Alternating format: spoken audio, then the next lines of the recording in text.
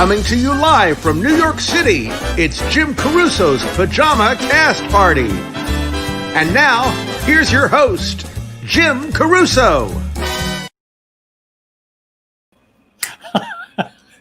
I'm getting down to my own theme song. Welcome to Pajama Cast Party. It's a lovely, rainy, crappy Monday here in New York City. I hope the weather's beautiful wherever you are. And my name is Jim Caruso. I will be your host this evening. We have much to discuss. But first, let me tell you who's on this extravaganza tonight. Oh, it's a good one. Marty Thomas, Pam Tillis, Bobby Creighton, Liam Ford, Eve Plum, and Jelani Remy. No, really. It's a wealth. And I also want to say hello. You know, we've been partnering with different companies and theaters and websites, which has been so fun and such a great thing. BroadwayWorld.com. All you people out there, every week, like thousands of you show up. It's so exciting. Thank you, Broadway World, Rob Diamond, Alan, everybody at Broadway World. Birdland. Do I even need to say Birdland? Well, I am. Joe Allen Restaurant, my favorite hang in the world. Unless South of France calls, then maybe I'd be there too.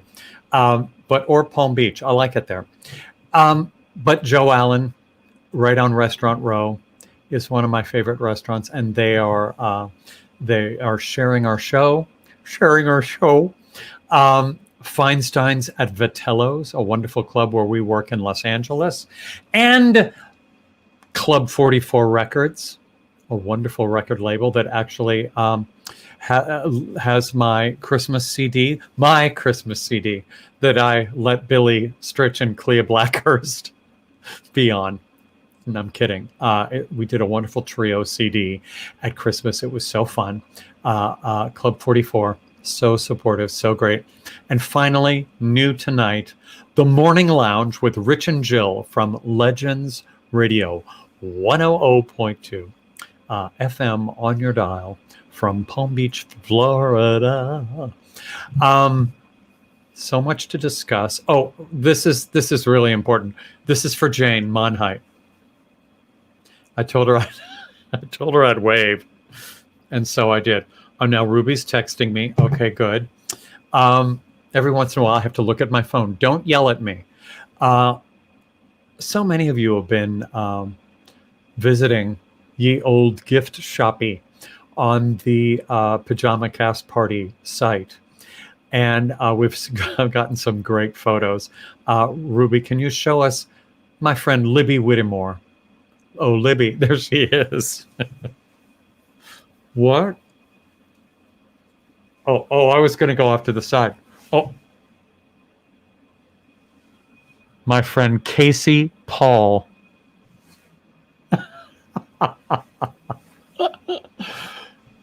And a great singer. And nurse Danielle Threet. Come on. Look, there she is. She's in her nurse costume. I mean, what? The woman's an angel. Also, we've started a new pay-per-view concert series at Birdland in conjunction with BroadwayWorld.com called Radio Free Birdland. And Tuesday, that's tomorrow night, a jazz genius, an evening with Monty Alexander will happen. Thank you, at 7 p.m. And then on Thursday of this week, Natalie Douglas will do a show called Singing in the Wire. 7 o'clock, right there. Go to events.broadway.world. Wait, pull that back up. I don't want to say it wrong. Events.broadwayworld.com. So there. They're really fun. We're producing these concerts at the Birdland Theater. It's performer with their piano player, socially distanced. I'm not sure why I'm doing the choreography. And 3-camera shoot, beautiful sound, beautiful lights, beautiful performers, and no audience. I know. It's the only way we can do it. And we thought it would be a fun way to bring you into the Birdland scene once again until we can open up for our beloved guests. And every Friday, Ruby, our producer here, and I produce a TV show. Wow, one of these things called Virtual Halston, starring the many talents of Julie Halston. This coming Friday at 5:00. Guests are Michael Urie and Mercedes Ruehl. Are you kidding? Now, I'm bringing to the screen Ruby Lochner. Oh, Ruby. Oh, Jim. What up? What up, Jim? What up? I know. It's how I talk. Are you well?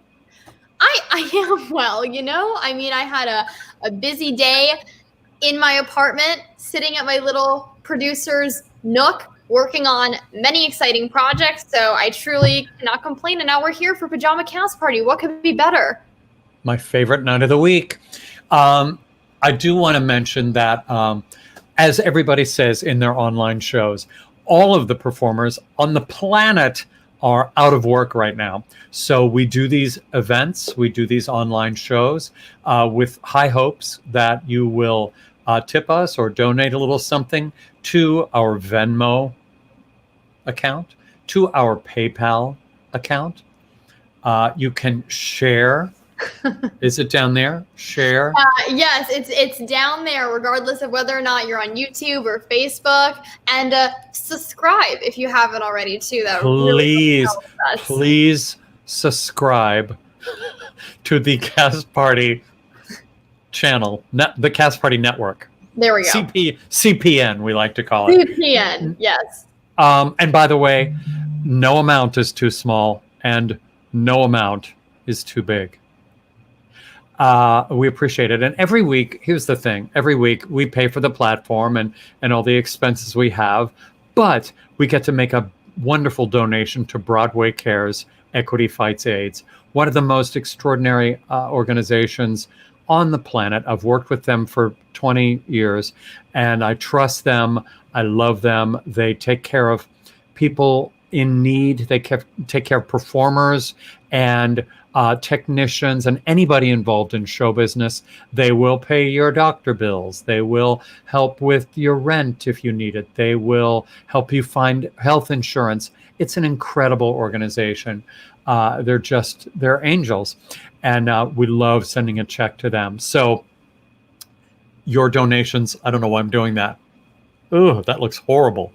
Let's both do it, Ruby. Okay. Your donations help us and also lots of other people. So thank you. And you know, we say every single week, I'm going to stop that. We say every single week, the first person to donate $500, we will literally come live with you. And nobody's taken us up on that yet, Jim. No, but shocking. I'm shocked, but I'm also waiting for the day where we can finally visit one of you. We'll come with gifts from Yule Gift Shoppy, which you can get on pajamacastparty.com. Yes. Plug yes, that one. I was just drinking out of my mug. And also, if you prefer, we will not live with you for $500. Right. You know, your choice. Up to you. Ruby, tell us your big news. My big news. All right. So last week I announced for a second I was like, did I not talk about this last week? Last week I announced my new series on the Cast Party Network. It's a once-a-month series called The Talk Back. It's a Q&A style interview with the biggest names on Broadway and in the casting industry as well. My first show is going to be September 1st at 5 p.m. Eastern with the one and only, the truly magnificent Miss Kristen Chenoweth, a dear friend of mine and truly one of the most ridiculously talented people on the planet. So I know last week, wait, I can't even see myself. Yay! So I know last week we got quite a few ticket requests, but I just want to mention this one more time. If you want a ticket, they're $10. It's a private event. You can simply email castpartynetwork@gmail.com. And then also send in your questions if you have any for Kristen, because we're going to be selecting 5 people watching to come on and ask their questions live. So it's going to be really exciting. So I really hope that you choose to join. We'll be plugging it every single week until the event. But again, September 1st, 5 p.m. Eastern, Kristen Chenoweth. The show is called The Talk Back with Ruby Lochner. I think that's it. Jim, did I miss anything? No, we're already getting donations. Bless you all. Oh God, people are sending all kinds of weird things. I'll look at that later. Asked how long will we live with her if she donates? Oh, Sally. Well, Sally, what are you offering? We'll discuss. I think we're ready to go. Let's start this thing. What time is it? Did we talk too long? I just like to know. Oh no, that's just 11 minutes. We did good. Sometimes that can go on. We're going to start, whether you're ready or not. Okay, you guys. Marty Thomas is a New York City nightlife staple when New York City had nightlife. Do you remember back then? He's a Grammy-nominated and Billboard magazine charted recording artist. First seen as a kid on Star Search. What? Here he is, Marty Thomas. Hi, Jim. Hi, my friend. What are you doing? Oh, I'm just enjoying seeing you. It's been too long. I know. This is how we get together now. I'm down. I'm into it. As long as I get to see you, I'll go wherever I need to go. Digitally. Oh, you're very, very kind. Digitally speaking. Okay, Marty, I want to get right to it. You have the kind of career I can so relate to because you do like 1,000 different things. I feel like my career has been kind of that way. You're a real entrepreneur. You've been on Broadway. You've sung in every club in the city. Yeah. You've hosted, you've produced, you've zhuzhed some hair on some fabulous actresses. We know a lot of people who just do one thing or things. How do you keep your energy and your spirits high with that kind of a wildly, what's the word I want? Strange career. As it is. I feel like my energies sink when I get stagnant or when I get bored. Yeah. And I've always responded well to variety. And I enjoy trying to do different things and challenging myself and expressing myself in different ways. And also when you grow up poor and you grow up country, you learn to be an entrepreneur and you learn to be tenacious and try different things. And the more you try things and the more you have to succeed to get that rent paid, you find you enjoy a lot of things. So yes. I did not grow up country. Where are you? Where were you? Where did you grow up? I'm originally from Missouri, from the northwest corner of Missouri, a town called Trenton. My parents are farmers. Yeah. They must be so delighted at your success. Now, here's a question. When you were on Broadway doing 8 shows a week, were you doing other things too? Always, yes. Yeah. So even then? Yeah, even then, I find that 8 shows a week of the same thing every show, I found myself making odd choices and sabotaging myself a bit unless I challenged myself to work on other things because I just needed to be creatively juiced in more ways than just trying to be consistent, which is a challenge in and of itself. Absolutely. Because your cast expects that out of you and your director will smack you. How old were you when you first realized you had kind of a more special voice than most of the other kids? That's so kind of you. I grew up in the church where music was paramount and it was celebrated. Music was really celebrated. And I was very young when I started being pushed forward and given opportunities because of the nature of how music was cherished within my church. I remember singing just about every week at church at 7 years old. Wow. And how did you end up being on Broadway?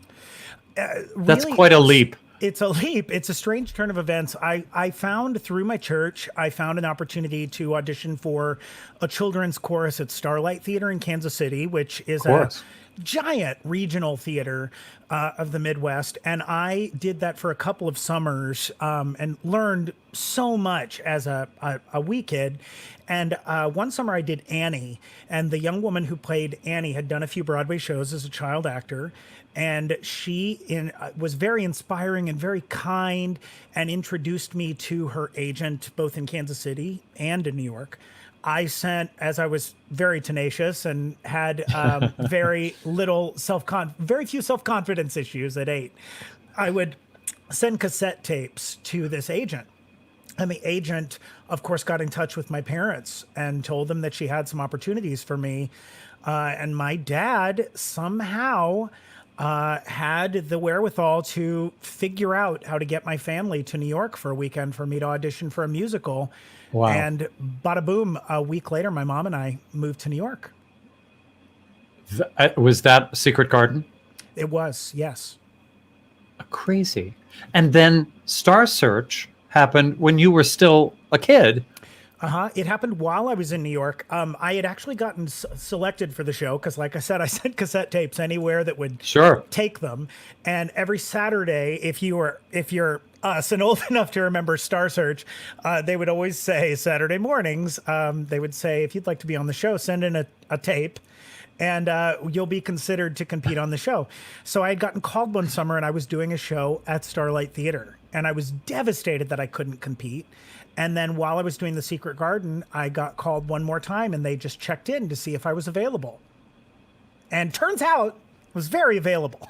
It's wildly available. You are exactly what they were looking for at that point, because at that point, Sam Harris was the deal. Oh, yeah. And I've watched it every week, and I think at that point I still didn't understand that I was a bass baritone. And so I was trying to do that and trying to style my material, because I was singing in clubs already. Trying to do that and just failing so miserably. But you could do all that because you had that all of that facility vocally. They must have been like, well, this kid's just everything we love. You know how art is, it's an each one teach one. When someone creates something and they show another generation that it's possible. I was blessed to have a Sam Harris to look up to and a Billy Porter, who was also on my season of Star Search. That's where we first met. Right. And when you have artists like Billy Porter and Sam Harris to look up to, you find those possibilities within yourself at a younger age. You know what I mean? And so I don't think I would have discovered the sound that I found without Sam and Billy. Amazing. Well, I want you to, there's so much we could talk about. We could talk about you having to skate in Xanadu. We could talk about you being in Wicked. We could talk about all of these things, but I want you to sing for us. Oh, I'd love to. Would you? I would. I put out an album earlier this year on Broadway Records. No. If anybody'd like to find it. The album's called Slow Dancing with a Boy. And it was sort of a collection of, I had this realization reading a HuffPost style article that was about a guy going to prom. And it was clearly, the picture drew me in because it was a picture of a guy going to prom with another boy. So in your head, you'd think that I was intrigued because it was two gay kids going to prom. Really, my Midwestern brain went straight to, I hope they didn't rough that kid up too much. I hope he's okay. And I just assumed it was going to be an article about how they beat this kid up. I open the article. It's a picture of him at the top of the stairs, and his parents are taking their pictures, and they're proud of them. And he wins prom king, and he gets to dance with all his friends, and they're not dancing, 10 feet away from him, seeing if it's okay. They're just nobody cares. And I found myself really stressed out by it and upset. And I realized that I wasn't even understanding that I was mourning the loss of my own coming of age experience, that I didn't get to experience that because I didn't feel confident and comfortable. And this album was sort of a collection of taking a lot of the music from that time in my life, high school and grade school and even college, and reinventing it and kind of turning it on its head to pull it back into the light and rearrange it to bring me some joy rather than it starting to hurt. And one of the songs that I chose was a Pat Benatar song that inspired me so much as a kid.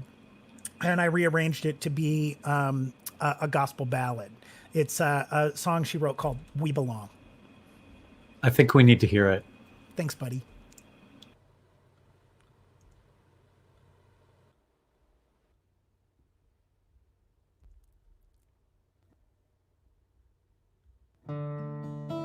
There it is.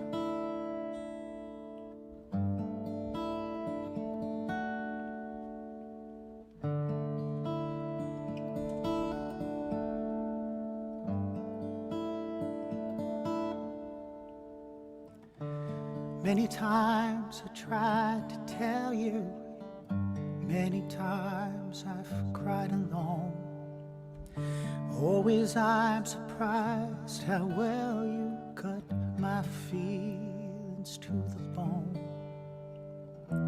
Don't wanna leave you really, I've invested too much time to give you up that easy to the doubts that complicate your mind. We belong to the light, we belong to the thunder. We belong to the sound of the words we've both fallen under. Whatever we deny or embrace, for worse or for better, we belong, we belong, we belong together. Maybe it's a sign of weakness when I don't know what to say. Maybe I just don't know what to do with my strength anyway. Have we become a habit?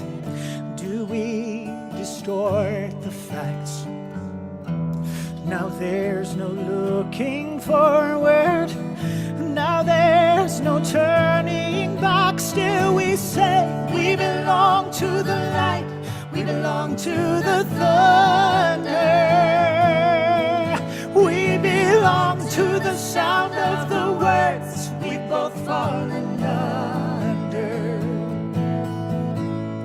Whatever we deny or embrace, for worse or for better, we belong, we belong, we belong together. Oh.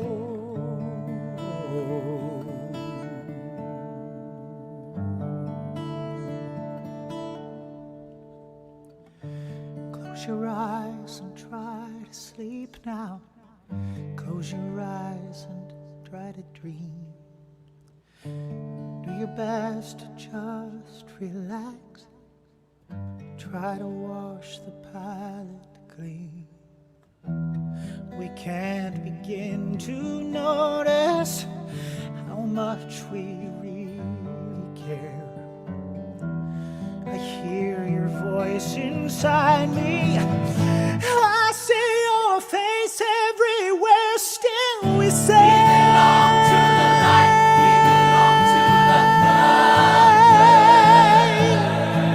we belong to the sound of the words we've both fallen under.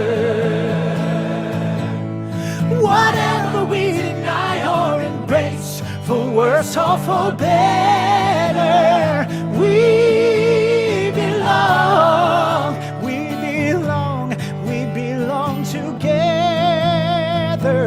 Oh, we belong to the light, we belong to the thunder. We belong to the sound of the words we both fallen under. Ooh, whatever we deny or embrace, for worse or for better, we belong, we belong, we belong together. Oh, we belong to the light, we belong to the thunder. We belong to the sound of the words we both falling under.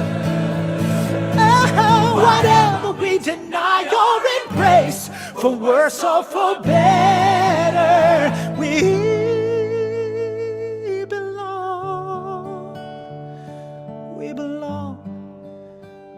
belong together.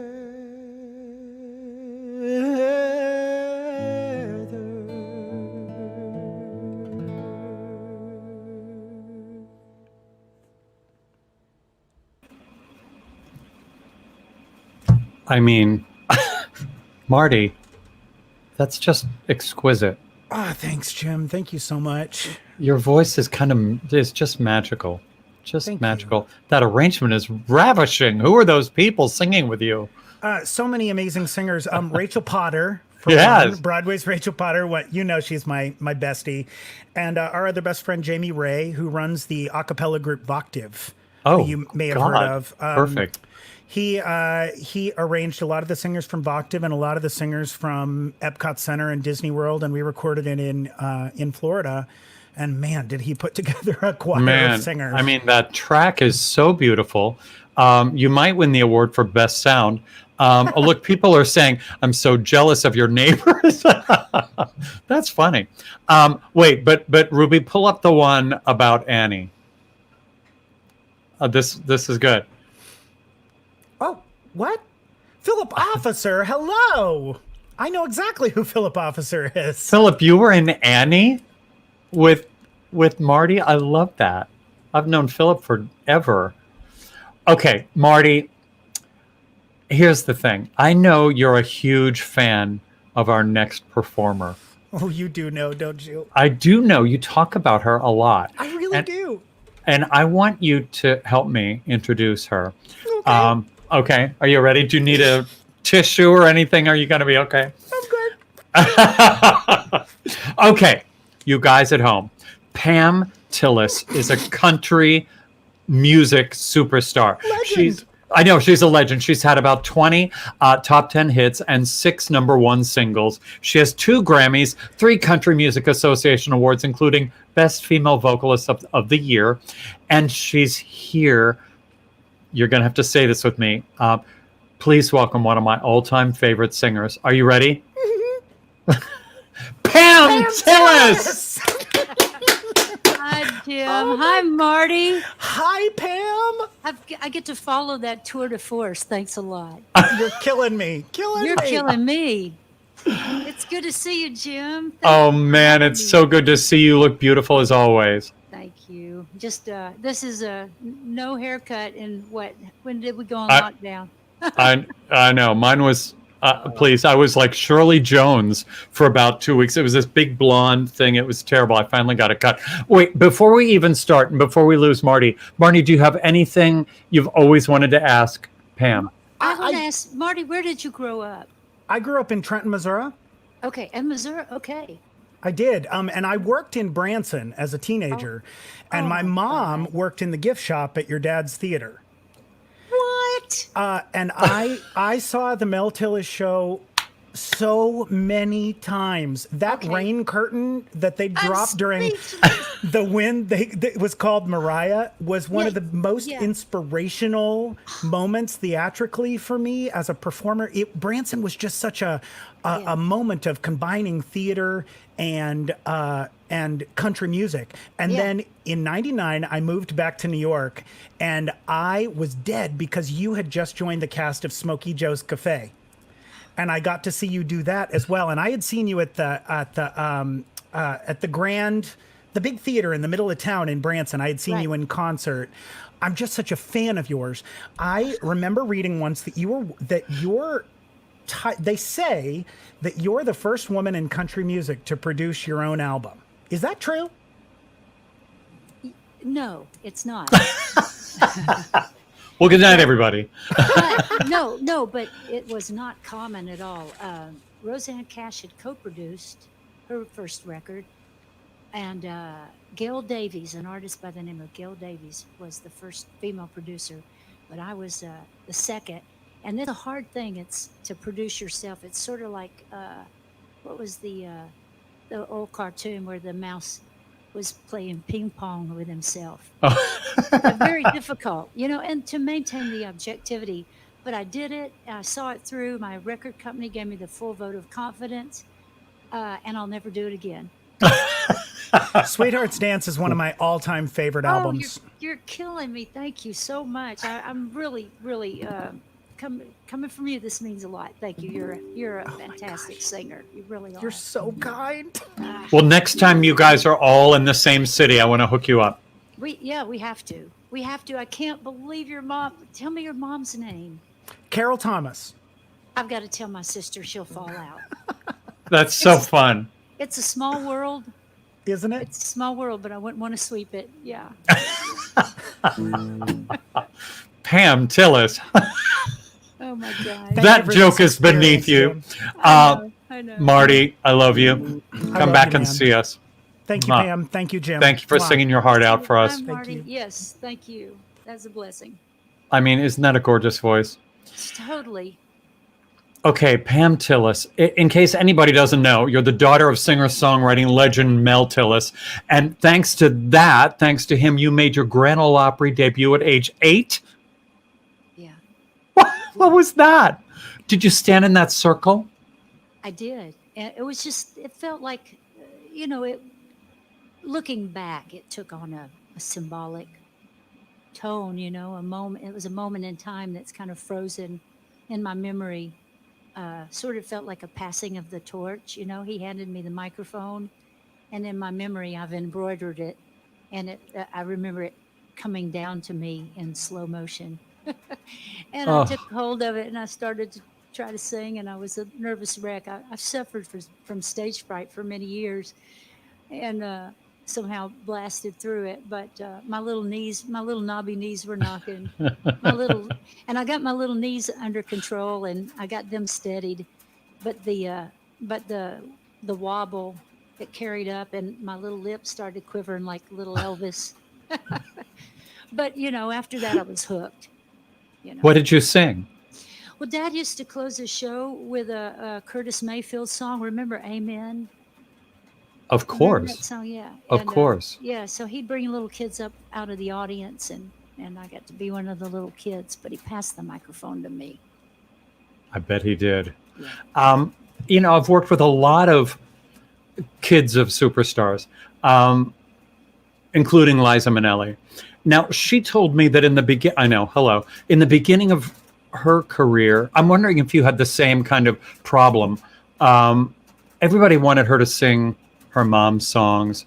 Was that kind of what people had in mind for you, to sing your dad's songs as you were starting out? Maybe not as much being a woman. Yeah. Every now and then there would be a song they'd ask me to sing, and I go, well, that's really coming from a male perspective. I don't think I can change that one around. Yeah. But well, that was lucky, because you forged your own path that way until recently, and then you did that great album, It's All Relative, which is a wonderful tribute to his songs. Yeah, he's got a lot of good ones. I had many to choose from. What kept you on your path all these years? Sheer obstinance. Just, really, I didn't. It was never a question exactly, except that it took me a long time of dues paying, because just because you have a famous last name, there really are no. That's right. In the business. That's right. I didn't really have a plan B. I really didn't. And that's why. I agree with you completely. Somebody asked me today what I would have done if the glamour of show business, sitting in the corner of my bedroom, talking to you right now, what I would have done. And I don't know what that answer is. Right. I was a terrible waitress. Right. I was not so good either. I really sucked at it. Now, a lot of our audience is are theater fans, and they'll be happy to know that you were in Jesus Christ Superstar and played the pivotal role of Mary Magdalene and sang like one of the best songs in the world. Oh, so that was great. a great experience, and that was right before I got my record deal and got totally carried down that direction, because theater is time intensive, but I loved it, and it that feeling stuck with me. And so when I got asked to do the Smokey Joe's thing, I was really thrilled. Um, it was fantastic. I felt like when I got that part, I felt like I'd skipped a lot of spaces on the game board of life. I had no That's idea okay. exactly what I was doing there, but the one of the producers was a fan of my work, and they had wanted to extend the run of that, and so they started incorporating guest artists, Mm-hmm. and I was the first guest artist, and then after me it was Lou Rawls, and then it was Gladys Knight, and I'm Yeah. sure I'm leaving somebody out, but No, I remember all Tony that. Tony Orlando did Okay. it. But Yeah. wow, how cool! How cool was that? So cool. So cool. Well, country stars historically have had great luck on Broadway. Did you see Reba do Annie Get Your Gun? She was amazing. Amazing, right? Yeah. What about, I see you maybe doing Unsinkable Molly Brown or something Okay. like that. Okay. All right. Okay. Somebody call Broadway. I love your Minnie Pearl song so much. $2 hat. Oh wow! Thank Such you. a sweet song. It is a sweet song. I've yet to do the album that's going to go on, but it's. I want to hear it. I want sweet you to little do it. story song. All right. Would you sing for us? I'd love to. What? Yeah. Would you mind if I do the song from my new album? Oh, I just hate that. No, of course. I can't wait. We happen to have it all teed up here, and these are my friends. They've been living in a pod, so I trust them. Oh, you guys. These are wonderful young ladies. Haley Sullivan back there on the keyboards, and Hey, Haley. Ivy Hi, Ivy. here on the fiddle, mandolin, bass guitar. She does everything. Oh, man. Thank you guys so much. All right, and then I've got my little precious pit bull sleeping on the couch right Oh, here. Pearl. perfect. Pearl. Love it. Yes.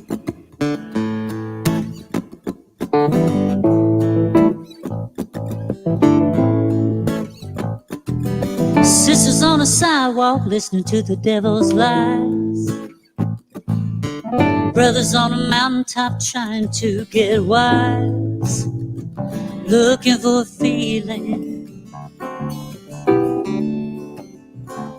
Looking for a feeling. There's a man in a cupboard hole dying to get rich. Woman in a motel room with a 7-year itch. Looking for a feeling. Looking for a feeling. Ooh. Now who can join a finger? Who can say what's wrong? Oh, we all get high and low, turning over every stone, looking for a feeling. Oh, yeah. Now, buddy bought a Corvette, trying to be young again. Jimmy skipped bail with his thumb out into the wind. Looking for a feeling. Looking for a feeling. Oh, now there's a couple in love, but they're both thinking about leaving. Wondering if the pain they feel is worth the promise they're keeping. Looking for a feeling. Looking for a feeling. Mm-hmm. Now who can point a finger? Who can say what's wrong? Oh, we all get high and low, turning over every stone, looking for a feeling. You can dye your brown hair red, you can mess up someone's bed. You can borrow, you can steal, you can draw, you can deal.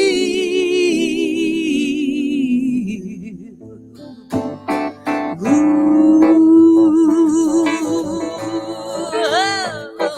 oh, yeah.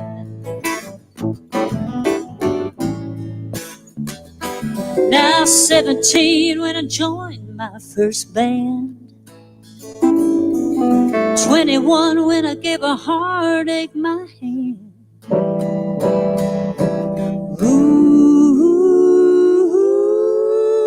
Ooh, looking for a feeling.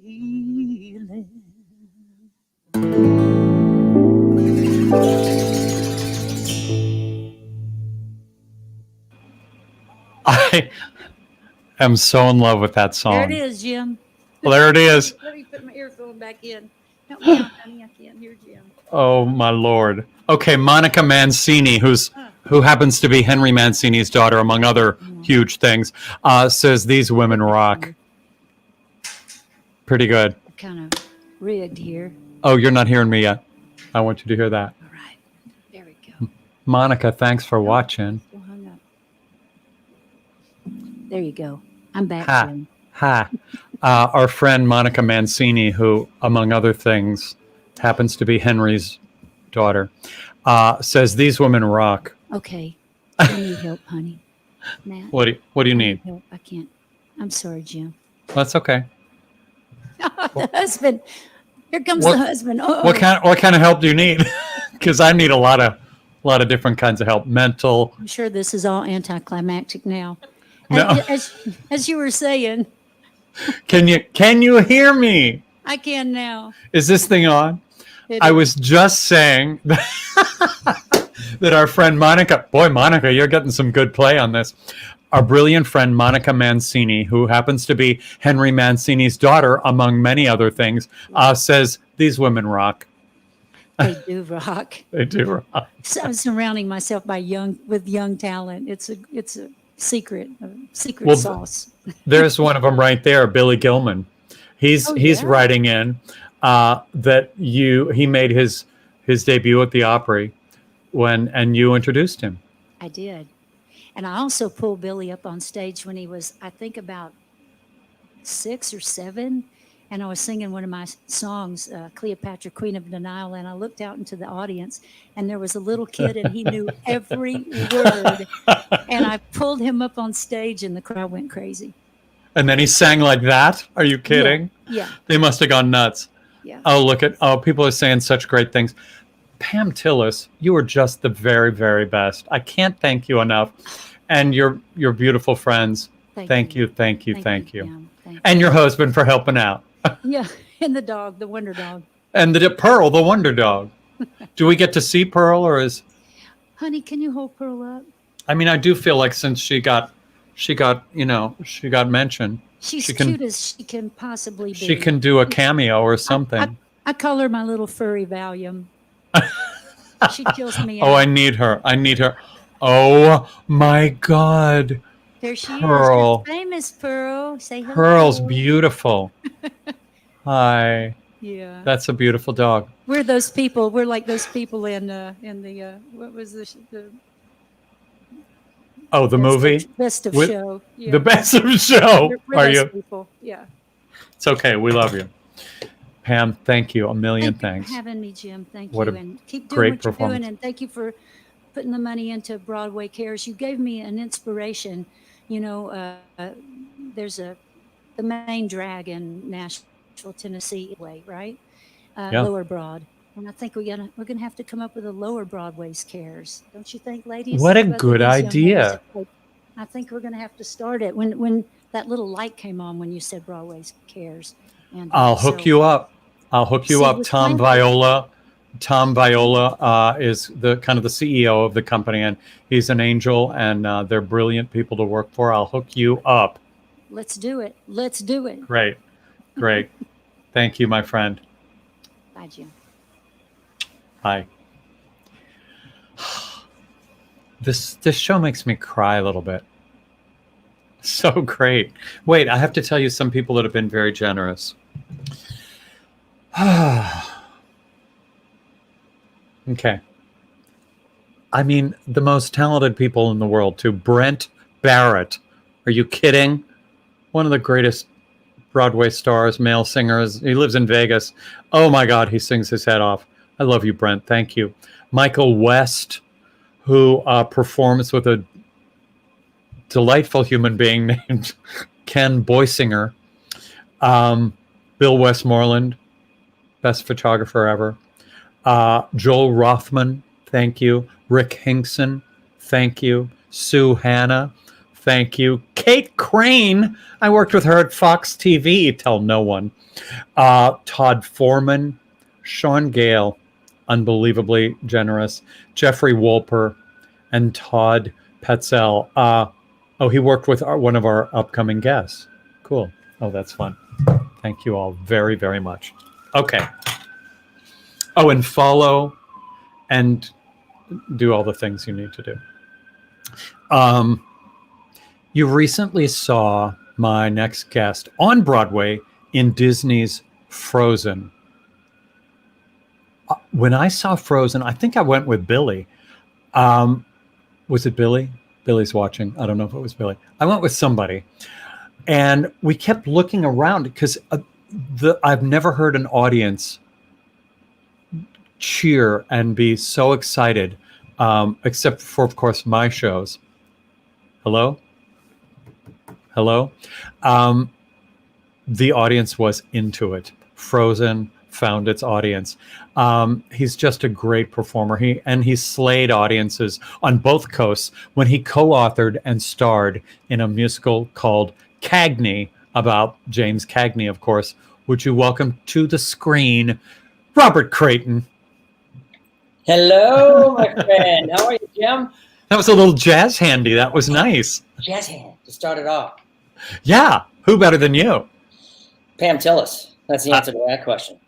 Since you asked. That was amazing. Amazing, right? That's kind of legendary. My wife texted me while she was on and said, is she in, I wonder if she's, and she should be, in the Ken Burns documentary, which we watched the first episode of a while ago. I'm sure she is. I watched it, right? but She her dad? Yeah, she must be. Yeah. I mean, she must be. That was pretty thrilling.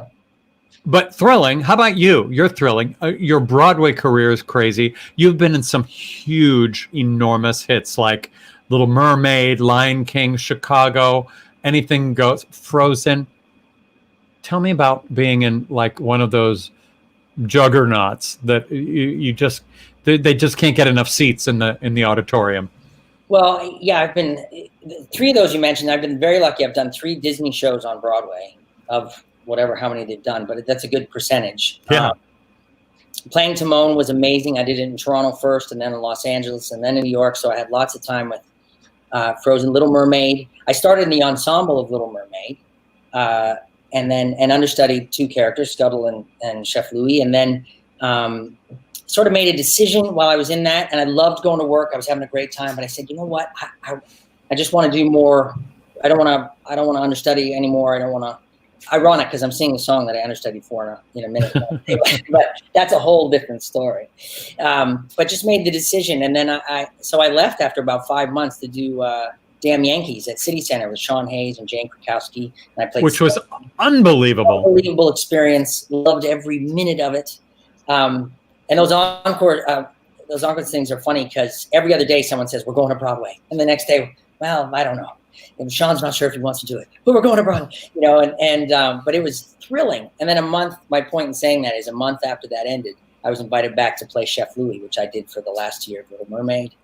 And and Frozen was an incredible experience because I got to do the lab in New York and the out of town in Denver and create that role, and the director, Michael Grandage, was great because he said on the first day, he said, we're not doing the movie. We're creating our own piece of art. And so you never felt constrained by what happened in the movie. You really just created my own thing. I wasn't old with a big gray mustache and hair and stuff. Right. Me doing it. And I had a blast right till the last night when we didn't know it was the last night. But I know. Don't you wish you just could have known it was the last night? Yeah, just hug everybody goodbye. I know. Tap on it. That's, besides just you know me, Jim. So there's nothing I enjoy better than performing. I mean, I love it. And 8 times a week, I love it. I'm just weird that way. Just get me near a stage. And, just before we came on here, my computer had a little issue. So while I'm talking to you, and it's all going to work. That's okay. It's going to be That's okay. fun. Well, it looks like you're looking at me. Here, hi. Hang Hi. on. I'm just going to. Does that look good? Does it look like we're looking at each other? Nice to see you. Creepy. Okay, so you. Oh, go ahead. No, I was just going to say that yes, the hardest part about ending that was not having a capper on it, right? And right. But a wonderful experience right to the end. Loved it. Sorry. Well, so you've been in these huge hits, but I also happen to know that you were in a show. Your first show has the dubious distinction of having a poster on the wall at Joe Allen, which is how you get there. I do. It was a show called Laughing Room Only. What was that like? What did that feel like, as opposed to the thrill of being in these crazy huge hits? I'll tell you what that felt like. For me, it was my Broadway debut. And so I had been 10 years out of acting school, and we're good. We're good. We'll have music when the bell rings. The experience leading up to it, the show itself leading up to it, we were out of town in Nyack, and it was with Jackie Mason, Laughing Room Only. And he decided, he was so successful as a comedian, but he decided he wanted to do a musical. And so it was him and 5 character actors, wonderful people, Ruth Gottschall and Cheryl Stern and Darren Baker and the last one will come to me. But for me, it was a very weird experience because it kept changing. Like every day, it was changing, and every night. And it was they weren't used to doing musicals, so there was a lot of question about who was writing the show and directing the show and whatnot. Right. Between managers and. But I will tell you, Jim, the opening night is still to this day one of the most thrilling nights of my life, because it had been a dream for so long, to crack the nut. And I'd done New York City Opera at Lincoln Center and toured and done Lion King in Toronto, but I'd finally been on Broadway. My whole family was there, and my best friend and their family. And, it was just, even though they announced the next day we were closing in a week and a half, and it was hard. I look back on it, not about that, just about that opening night, and it was thrilling. And it kind of broke the seal. And ever since, I've been very lucky. I've done 7 more since then. So talk about the fulfillment of a dream. It's just incredible. 100%. Yeah. It really was. I saw you do a show. It's not a one-man show because there's a wonderful cast, but it's all. I mean, it's a tour de force. It's your celebration of James Cagney. Wonderful musical called Cagney. It's been off Broadway, like thousands of performances off Broadway. It really was amazing. We opened in 2016 at the West Side Theater. We had done the York Theater, gave us our shot in New York. We did 5 weeks there and broke their box office record at the time. And then we found a commercial producer, the wonderful Ricky Kane Larimer. And she went to work, and we got a theater, the West Side, kind of quickly. So it all happened very quickly. And then we ran for 15 months, 502 performances. Amazing. Just the hardest work I've ever done. You've seen it. I don't leave stage much for 2 hours. But no, I've never seen anybody work that hard. But and with such great results. Yeah, and a cast of 6, an incredible cast, and we all, 4 people played multiple roles, and then Bruce Sabbath played Jack Warner and one other role, and it had been a dream since acting school. It was an idea that started in my head, and then I started collaborating with people who knew what they were doing after I was writing it myself, and it grew with Christopher McGovern helped fleshing out the score. I'd originally written the score, and Bill Castellino took the helm as director, and Peter Cawley was my book writer and collaborator. And and then we did a big version at Pioneer years ago, and now we're retooling again, and some very exciting things coming down the pike for that when life opens again. You'll keep us informed, because I'll still be in the corner of my bedroom. I have to say hi, because I know doing this. My friend Kate Edelman Johnson. Do you know her? Of course I do. I love her. Katie is now a co-producer with Ricky for this next exciting phase that's about to happen. And perfect. Both those women have become, my heart. I call Ricky L.A., Little Angel. Nice. And Katie, I lived with when we did it in L.A. We did a month in L.A., and she's just become, and she's such a wealth of history because her father produced and wrote a dozen of Cagney's films, including White Heat. So remember, I saw you on the street. You were about to go in to the theater, and I was about to have dinner with a friend of mine, and there was the theater, and there were you. There was you, and it was also very surreal. Yeah, it's.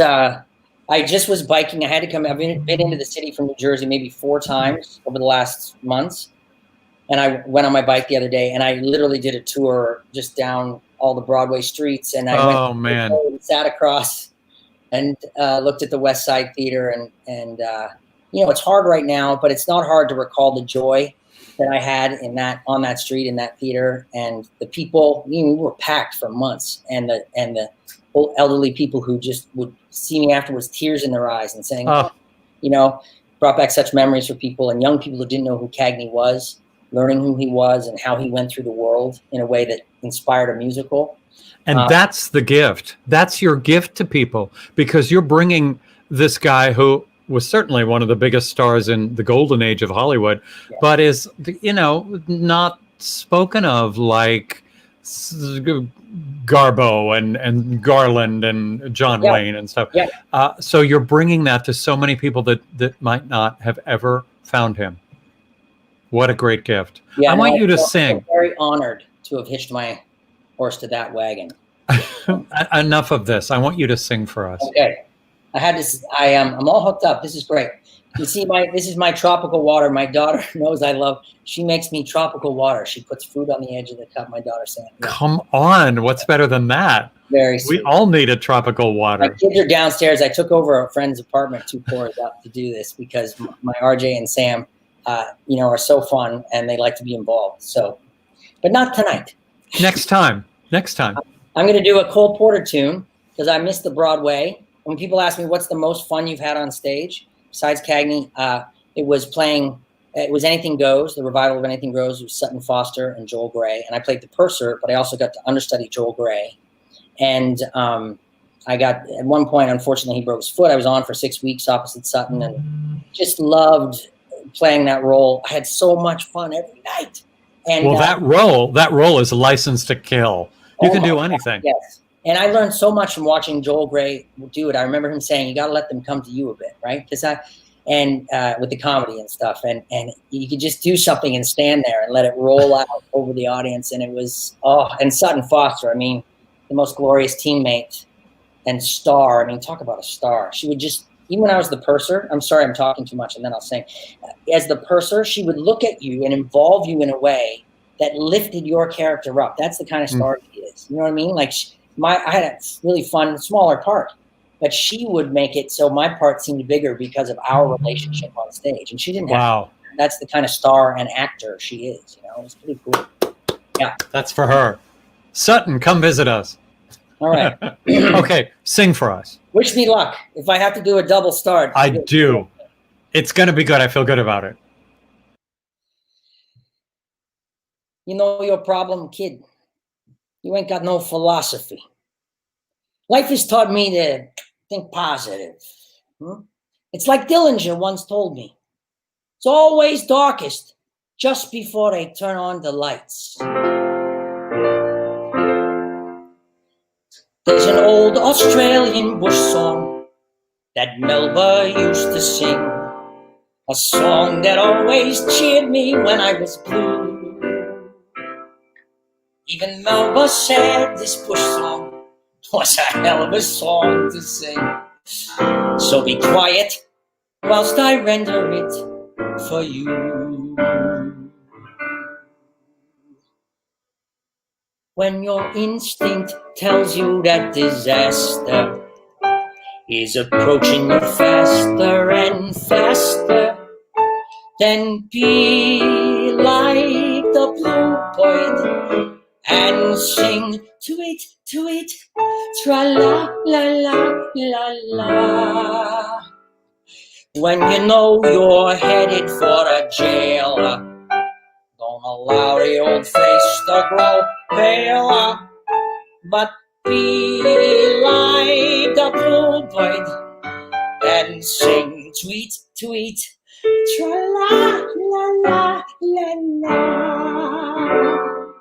Be like the bluebird who never is blue, for he knows from his upbringing what singing can do. And though by other birdies in the boughs he may be told that his efforts are perfectly lousy, he sings on and on till his troubles are through. Tweet, tra-la, la-la, la-la.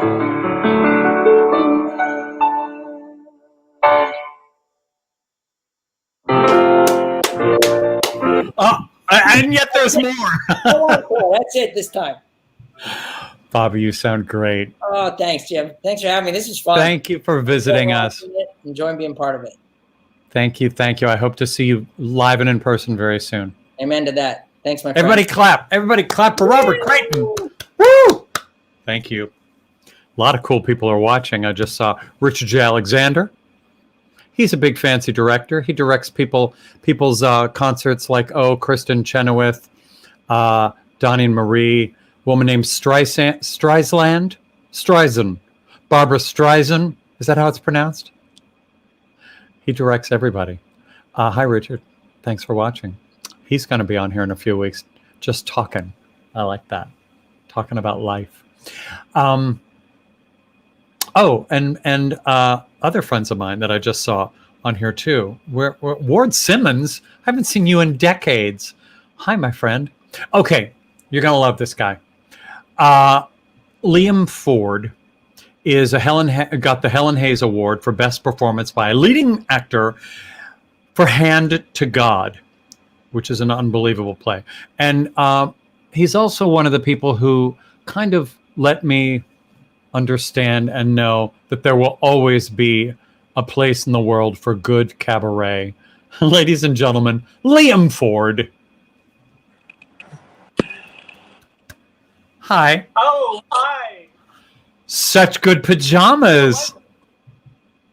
Well, What? Yeah, I was looking for an excuse to wear them, but I just remembered my AC is on. Turn it off. Oh, okay. Well, we'll just talk amongst ourselves. How are you? What are you wearing? Hi, Jim. How are you, my friend? Where are you? I'm subletting a studio in Clinton Hill right now. So I'm at okay. my apartment. So you're in town. Okay, first of all, I didn't know you had done Hand to God, and then, by the way, had been so successful with it. That play is crazy. It's a crazy black comedy, and it's look at that. I know, look at that great shot. It's you and several puppets, but that puppet in particular, which is a nasty, foul-mouthed, demonic, freaky puppet. I saw it on Broadway. I was exhausted just leaving the theater. How did you do this? I worked with a lot of great vocal coaches before. I did a lot of self-care stuff. I'm a runner. I went running a lot to kind of clear my mind. I was on vocal rest all the time during the day. And I mean, you know me, I have a surplus of energy. So That's that true. has never really been. It must have been a blast. I bet. But yeah, and all my Hand to God castmates are watching right now too, because I told them I'd be on tonight. Hi, guys. Thanks for watching. That's fun. Okay, so you've done tons of theater, but I know you best from your work, your nightclub performances. That's how we met. You're very multi-talented. You sing, you play, you arrange, you coach. And I know you're obsessed, as I am, with a lady named Kay Thompson.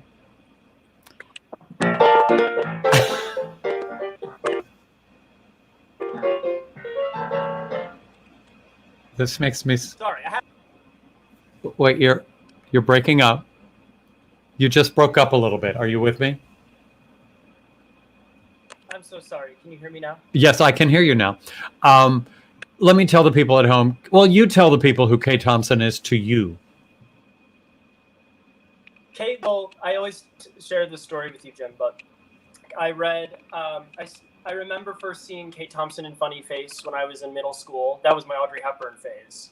Yes. And then I just, I sort of thought, who is that remarkable, strange woman? And then I realized, I read up on her a little bit that she was a ranger. I found out my senior year in college about her nightclub act. And then I read her biography the first year I got to New York. And but still is the biggest inspiration. Oh, and Jim, I wanted to show you this. Can I show you something? Yeah. Look what I ordered. You got it. Okay, you guys, this is the weirdest album. I have it. It's the weirdest album. Kay Thompson, this wildly successful, not really famous, but very beloved woman in Hollywood, did all the vocal arrangements at MGM. She was a real personality, and that's so an understatement. But she went to Russia to visit and to see the opera, right? And then they basically recorded a press conference and made it into an album. It's the strangest album ever. And I know you can do it. Any sense, but I just like to hear the way. Oh yeah, I'm off book on the whole thing. I like when the lady she talks like this. She says, "Kay, what are the kids all wearing in Russia?" It's like the kids. What is happening? My favorite is, did they inspect anything, Kate? No. And then some lady goes, "Not even the cameras." The cameras. It's the weirdest album, you guys. Liam, you sing, you play, you do everything. Would you do some of it for us? Yeah, I've been writing a lot, and I would like to do a song that for you and my friends that I finished. It's a song called Mrs. Dudley. Mrs. Dudley.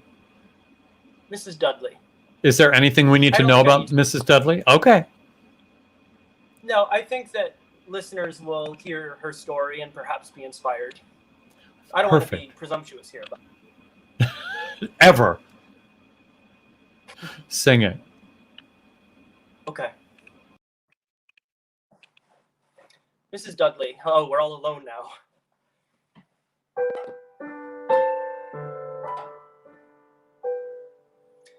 Mrs. Dudley volunteered at the compost center on Saturdays from 6 to 3. Groomed her slime every morning, had a decomposed mushroom and a decaf cup of tea. Had a garden to live in, the cool fresh air, and her husband's memory. And that, she thought, is enough for me. If you ask the old mollusk why she wouldn't travel, have a drink, or cut a rug, she'd shrug. Much too much for a retired garden slug.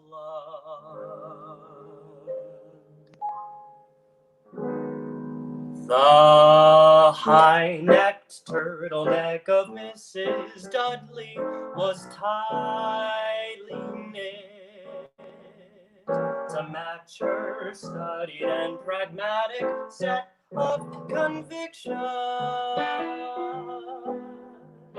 The good high life was meant for stronger slugs with the soft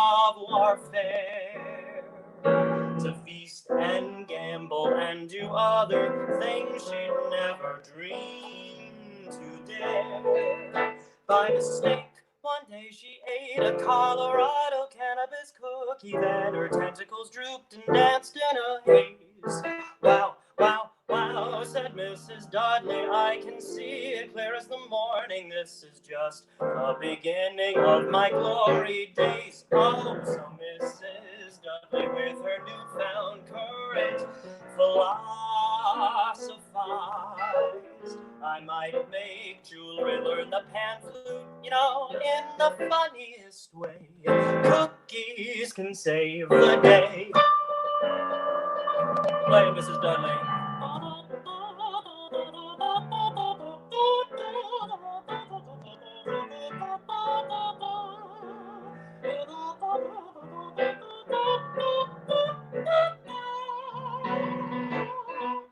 Then she ate another cookie, booked a flight to Guadalajara, led a yoga retreat way out in Nepal. Wow, wow, wow, she said, I've got to learn to paint, then make a tiara for the first ever slug fundraiser cannabis ball.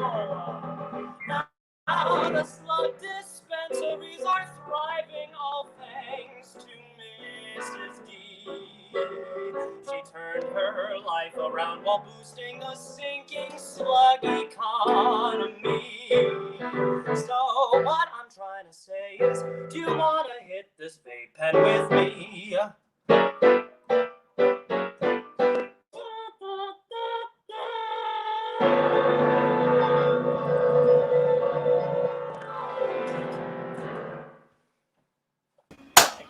Oh, I like Mrs. Dudley. Liam, it's so good. Thanks, Are you? You're so good. No, go on. The thing about you that I enjoy is, so many of us cabaret people are throwbacks to another era, which of course you are to a certain degree, but you also are. There's nothing mothball-y about what you do, if that's a word. It's just always fresh and modern and so entertaining to me. I can't tell you how much that means, Jim. Thank you so much. Did I use the word mothball-y? That's a wonderful adjective. I'm going to start using it. Thank you, my friend. And thank you to all your friends from the show that are watching. Thanks, you guys. And will you come back sometime? Thanks, guys. Come back and do a K song. Oh, look, my friend Lois Leftwich liked it. So see, Louisiana Purchase. Do it. Billy has the transcription. I know he does. He should lend it to you. Absolutely. Oh my God. It's good to see you. Thank you. That's Liam Ford, everybody. No talent tonight, right? Just terrible. Terrible show. Okay, you guys, my next guest has been a television icon since she was 10 years old. What? But she is so much more than that. Please welcome to the screen my friend Eve Plum. Hello. Did you like that? That was a lovely introduction. Thank you. Sure. How are you? I'm good. How are you? Good. Look at your cute apartment. This is not my cute apartment. Wait, what am I looking at? This is the very stylish upstate home of Mr. John Bolton and Mr. Sean McKnight, who have completely set me up in their gorgeous house so that we can. So beautiful. That's right. You don't have a fireplace in your apartment. That would be very dangerous. Right. Yeah. Okay. So I said it. Yes. I'm not completely dressed.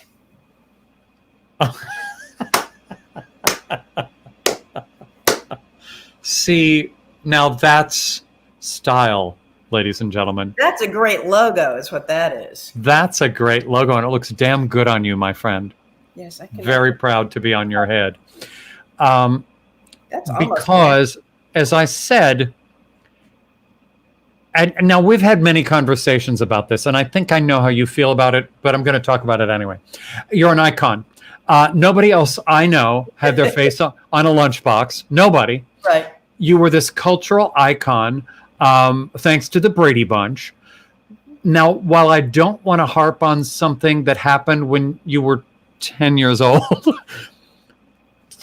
I think what I want to know is tell us about what was happening, the whirlwind that was happening around you at that point in time that we would never believe or understand, having not been cultural icons yet. Well, in my mind, there was no whirlwind. Not when I was 10. I mean, the show was not. No adult would admit to actually watching the show at the time. I realized I was in teen magazines at the time, but it was nowhere near the immense popularity that people can get now. And we did have that song and dance act, which is unfortunate. Made those unfortunate albums. And then somebody thought, hey, they're like the Osmonds and the Jackson 5 and the Cowsills. And so that was short-lived. But did you enjoy that part, that kind of singing and dancing part? Mm-hmm. Did you enjoy that part? It was just the next thing that happened. You know, we were all just troopers, and this is what's going to happen. We're going to take you to Fred Siegel and get you groovy outfits. We're going to teach you how to dance and sing and use a mic. Right. And that was great. That was actually great experience to do that. We went out on the road and we played state fairs. You know, it was it's never the glamorous thing everybody thinks. No, of course. And I mean, I guess that's what I'm getting at is we all looked at it as, oh my God, these kids have everything. They're beautiful. They're successful. They're on TV, which is, you know, all I wanted to be was, and just one of those things would have been good. But I always love hearing your take on it because you're very funny, you're very dry, and you're very smart. So your kind of pulled back take on it is fascinating to me. And of course, can we even say that one of the most quintessential lines of the damn series was yours? And I know people say it to you, and it must make you want to just get the thing is that it wasn't. The thing is that, and I will have to repeat this till I die. Is that it wasn't? Sorry, it wasn't quintessential at the time. It was only made popular by the Saturday Night Live skit when she imitated me, and it's her version of it that has set it all off. Really? Yes. Yeah. See, I remember it. It was not a thing before that. I feel like I remember it from that period. Yeah, I mean, it was on the show, but no, I know. And there were never really catchphrases. All of this has happened post-show with the popularity of the show. That and Ow My Nose and Pork Chops and Applesauce have all come post-broadcast, if you will. Right, and I will.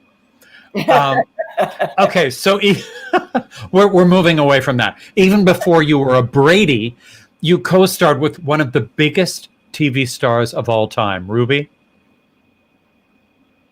Oh God, I loved doing that show. Come oh my on, God. Lassie. Yeah. So that's why people are like, oh, it's so sad you didn't have a childhood. Are you freaking kidding me? I got to work with trained animals. I got to dress up. I got to hang out all day with my mom. And I mean, I wore a dress on another show. I think it was, that's the other thing is that before I was 10, I had fallen down a well. I had been run over by a horse. I had died of leukemia. I had lost my dog at Christmas, which was the nasty thing, was that I was given a Yorkie Terrier for Christmas. And, the dog ran off because who wouldn't want to run off from a little girl with a ribbon in her hair? But Lassie heard my prayer and went out and found that dog. The other thing behind the scenes about that is that I was sick during production. I had like a fever and a sore throat, but it made it very easy to cry. That was the other thing I could do, is cry on cue as a kid. Right, of course. Yeah, and so, but working with Lassie, I got to go to Rudd Weatherwax's house, to the trainer's house, and learn out about all the Lassie dogs. They were males, as we know. they're bigger and fluffier. And you know how he talked about how he was getting a new batch of the puppies soon, and to get to work with that dog was trained within an inch of its life. And see, that's the kind of stuff I love.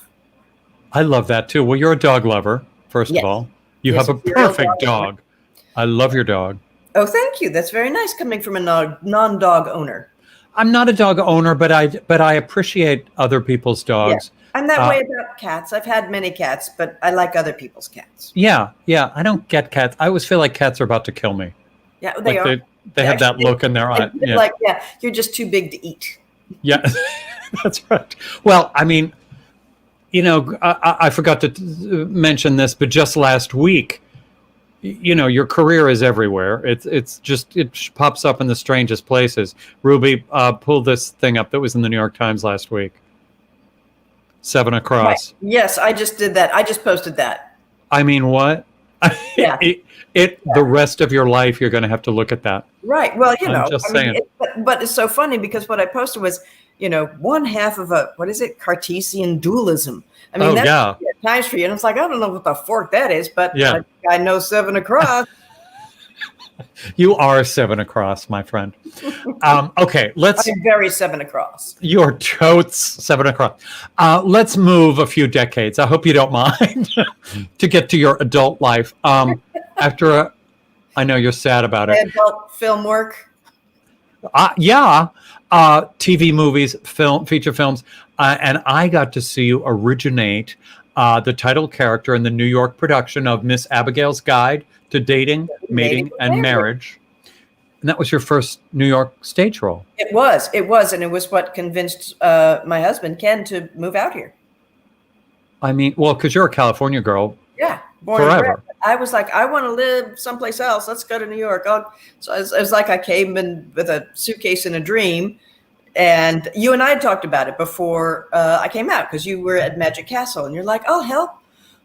And I swear to God, slept on Mr. Bolton's couch. I stayed in his apartment until Ken decided to move out. And we got our own place. And it's been 10 years now. And we love it. Is it 10 years? Yeah. Amazing.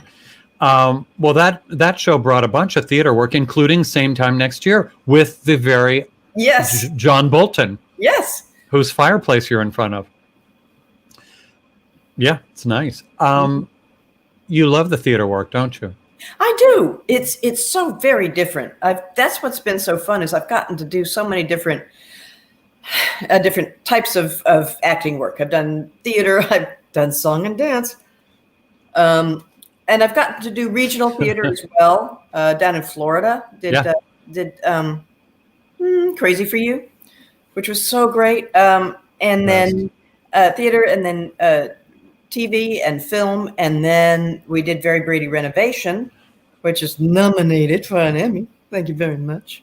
I'm so excited about that. It's so great, except for I'm so mad because there's not going to be a hoopla. There's no hoopla. I can't fly out there and wear a cute outfit, and you know. I know that is depressing, but you know we can. I mean, you and I are known to meet in Central Park. Maybe we can meet in Central Park. Right. Crack open a bottle of champagne and get dressed up and celebrate. Yeah. Tell the people about A Very Brady Renovation, if in fact they don't know. Yeah, The Very Brady Renovation was on HGTV. It's probably still on their website if you haven't seen it. And, you know, I am not the first one to jump on every new Brady project because everybody's got the best idea about, let's make the Bradys do this.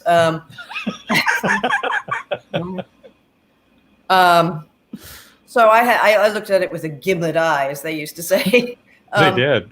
And it turned out to be like one of the best things ever. HGTV is so great to work for. They paid us all beautifully.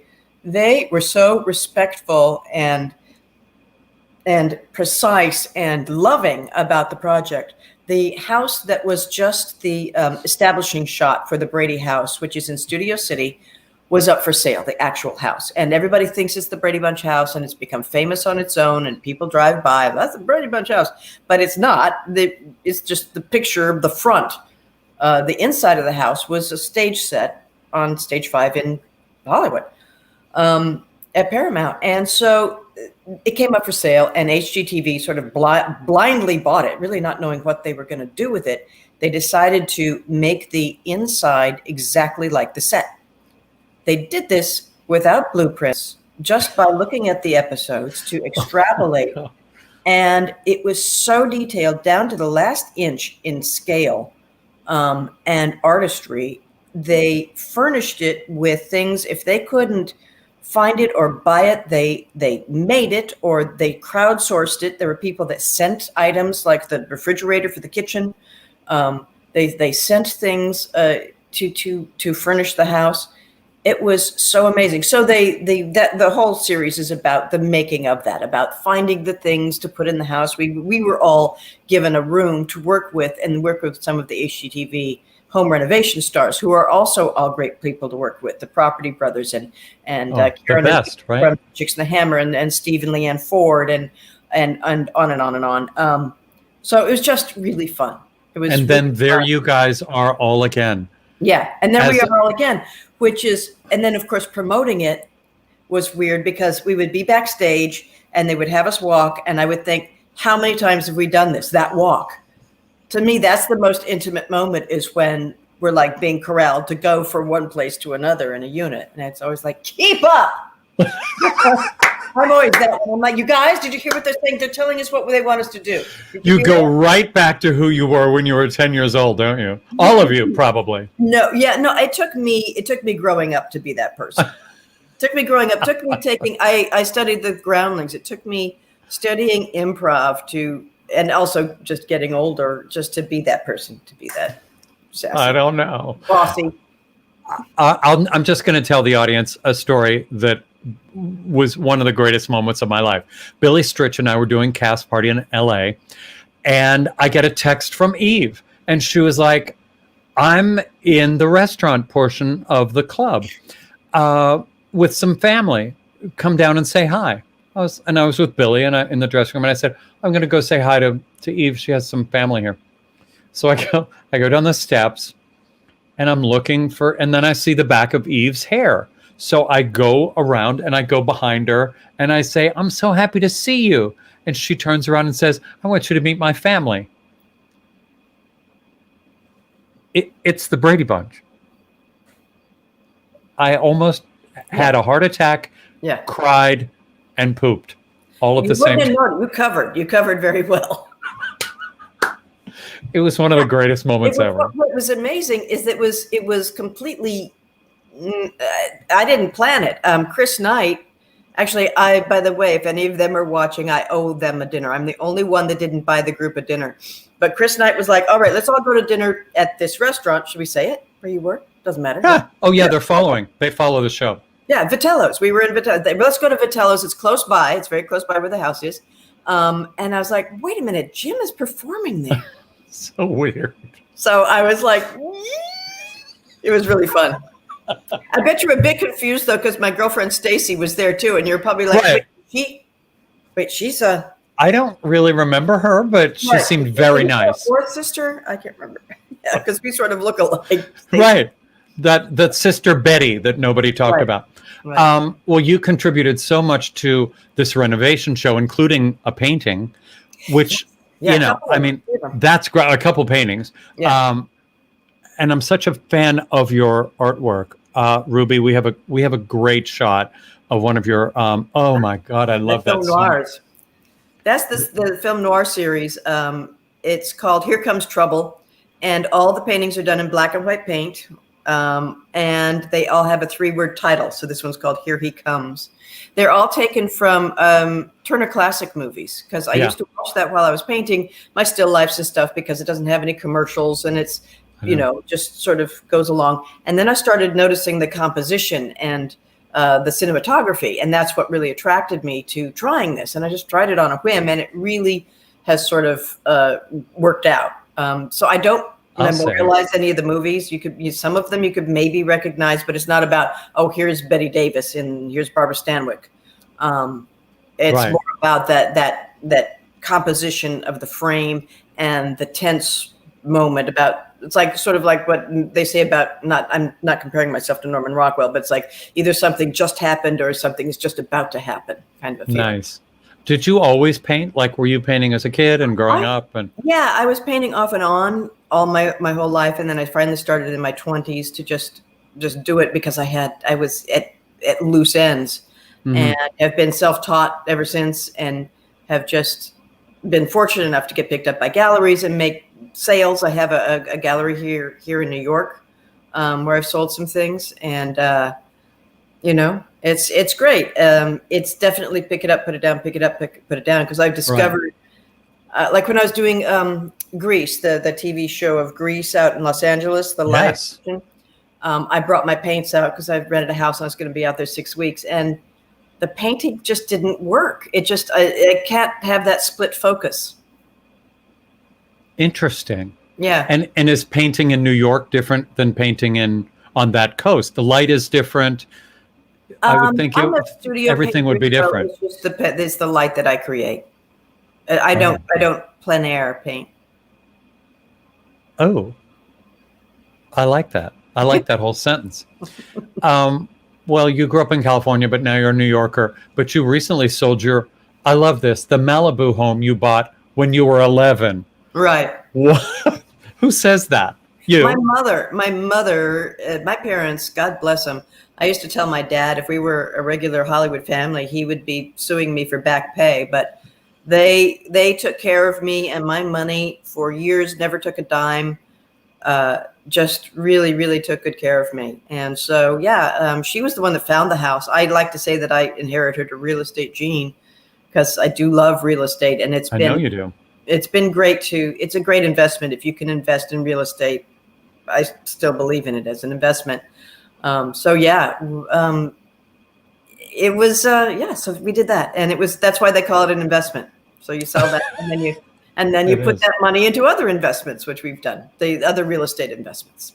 You live the greatest life to me. I mean, so many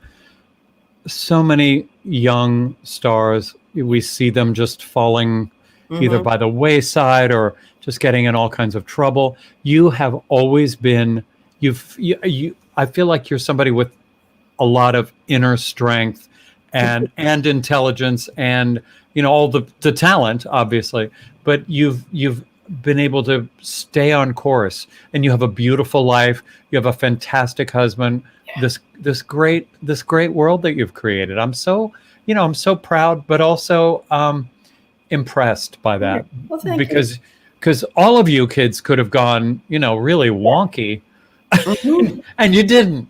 No, we didn't. I would say we're obviously grown-ups, different people with different ideas, and that's fine.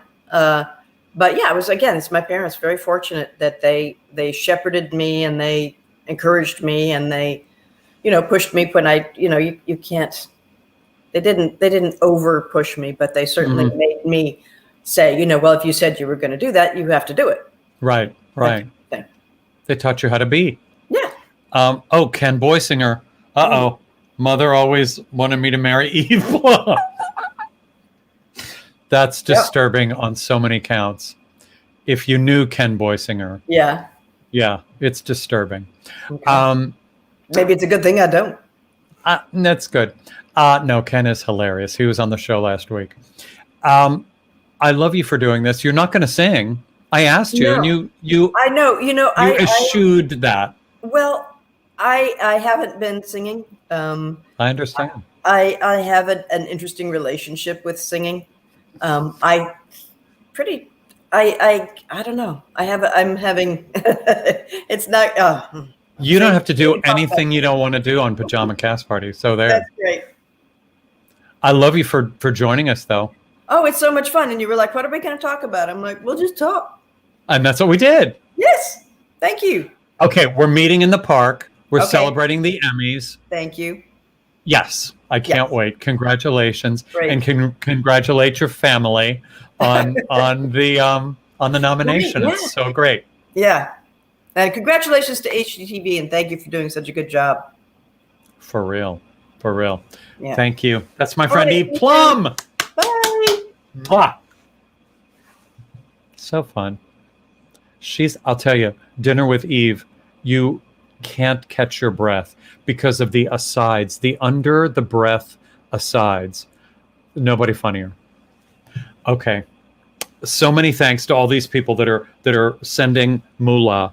Where are my glasses? I just have to say a couple. Don't forget PayPal, Venmo, subscribe, follow, all the things. Lois Leftwich, thank you. Philip, Katya, Audra, Danielle, Threet again, Amanda Green.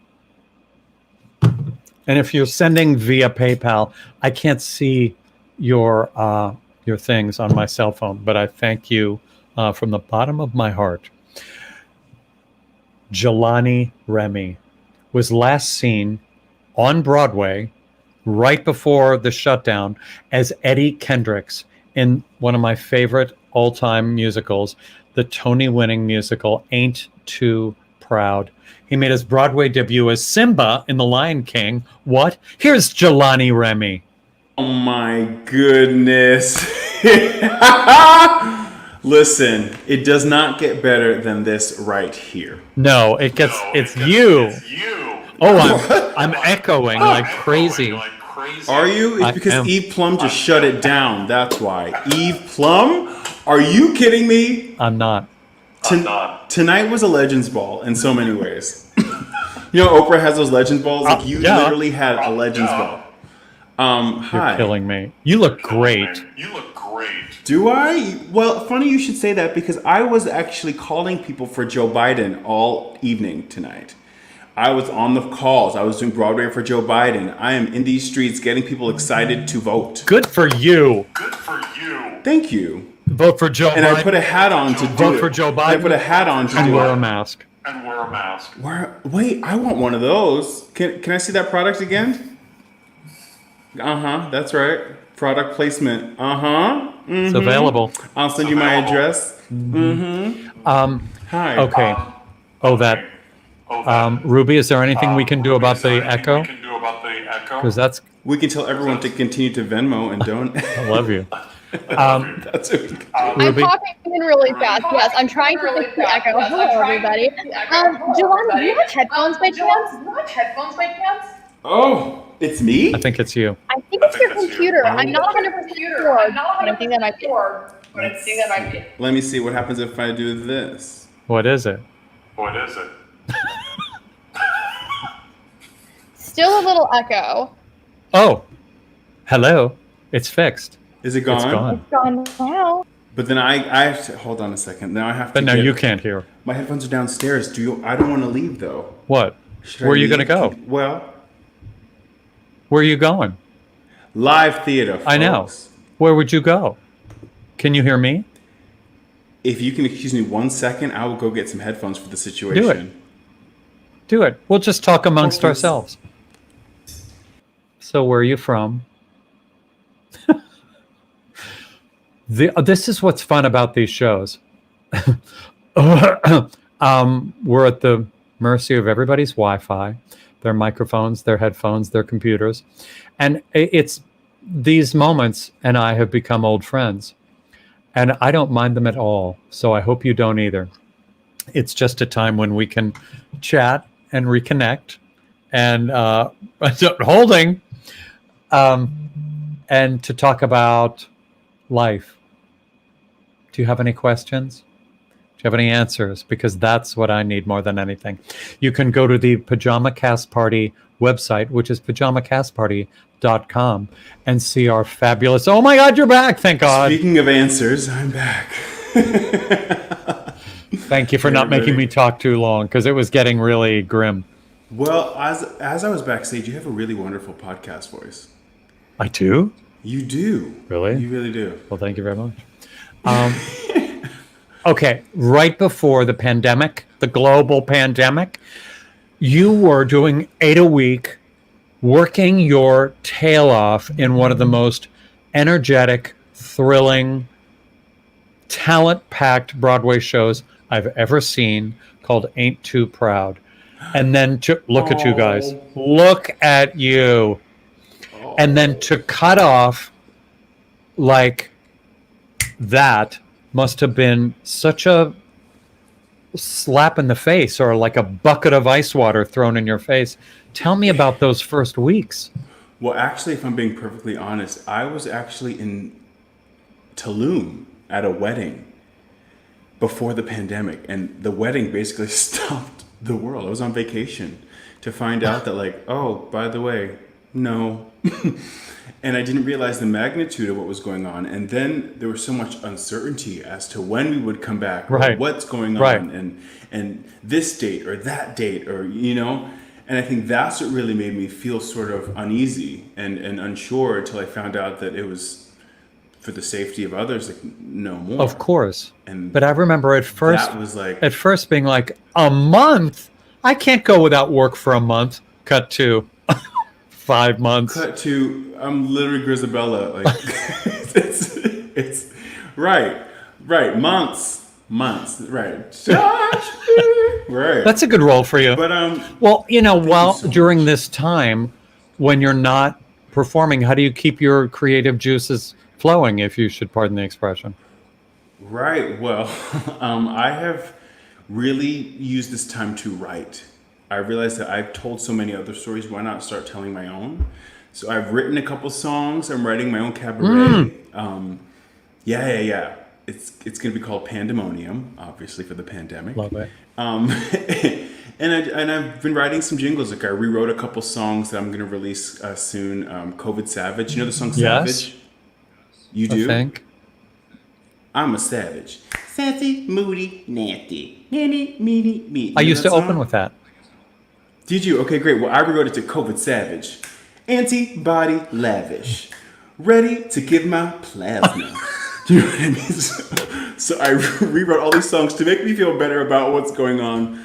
And yeah, look out for it. I just want you saying plasma on my ringtone. Plasma. On my ringtone. Plasma. Are you doing a lot of online concerts or that kind of stuff? I do a lot of all the online things. And you teach. I also like teaching. I do teach a lot. I love it because, as Whitney said, I believe the children are our future.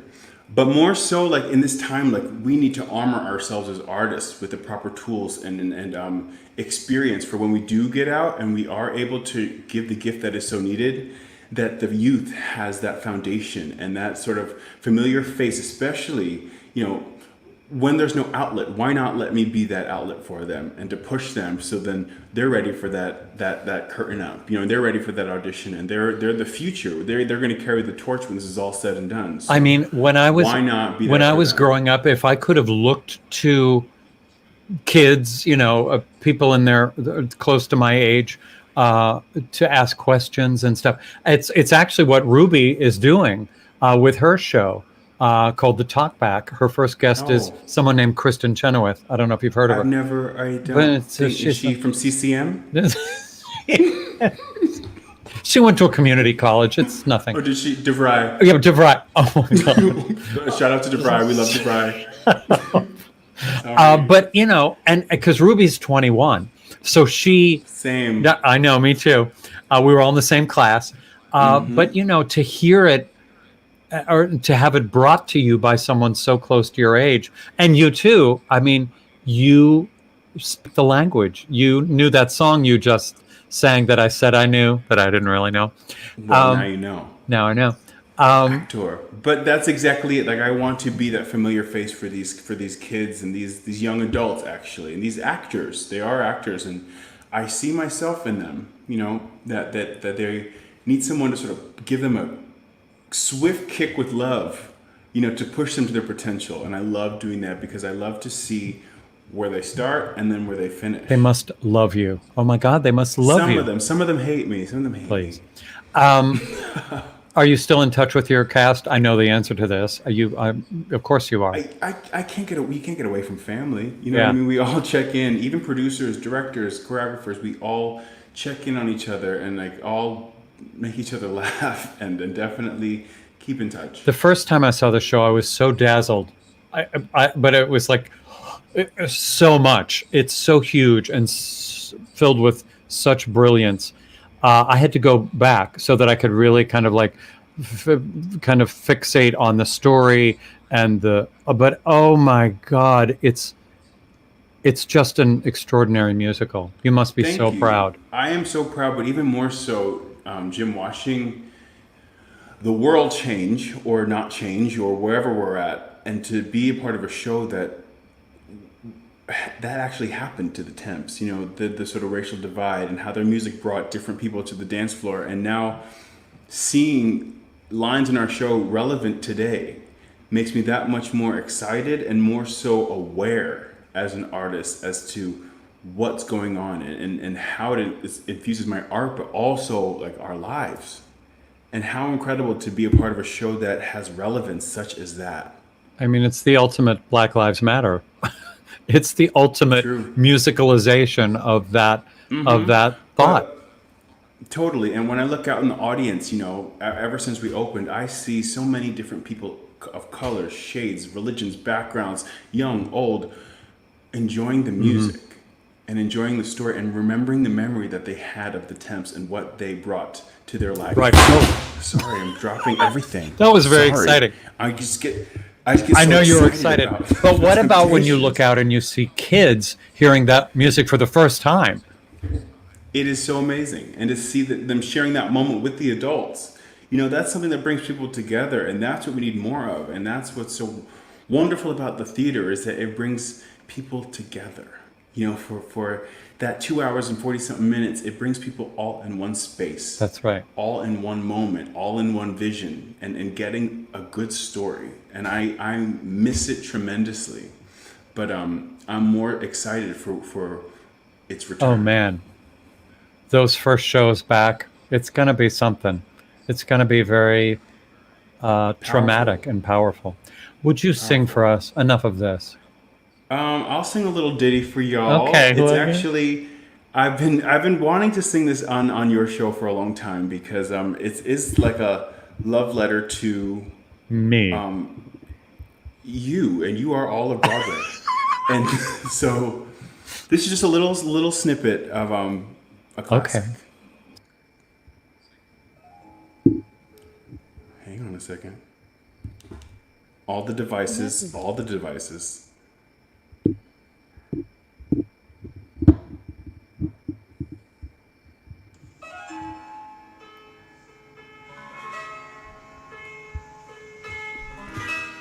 Can you hear it? I'm testing. Ruby? 80%. Ruby? Connected to iPhone 8. Here we go.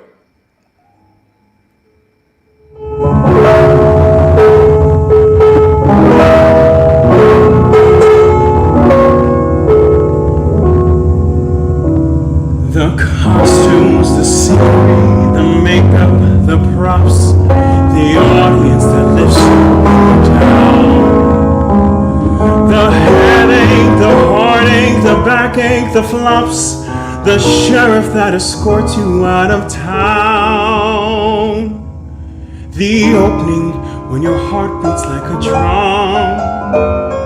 The closing when the customers won't come.